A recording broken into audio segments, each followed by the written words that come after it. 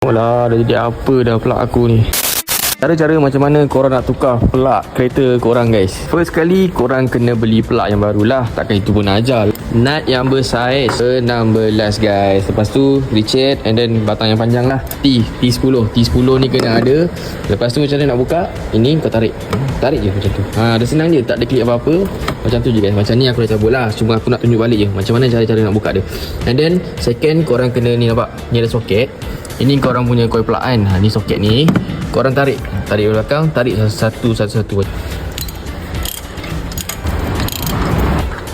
Nampak? Nah, kau dah karat lah, siap.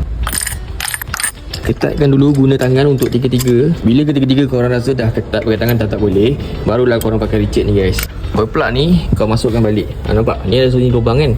Kat sini 4 lubang. So korang kena agak-agak masuk. Macam tu. T10 ni guna dia untuk apa pula? Ni, nampak ni. Ni T10 ni masukkan dekat lubang ni. Masukkan balik soket-soket yang korang cabut tadi tu.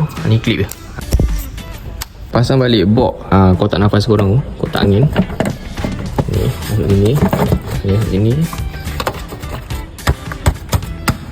Dah siap. Sebenarnya banyak je benda-benda yang korang boleh buat sendiri tapi korang je malas guys. So guys, kalau korang dapat apa yang aku ajar ni, korang save video ni, share dekat kawan-kawan. Bye guys.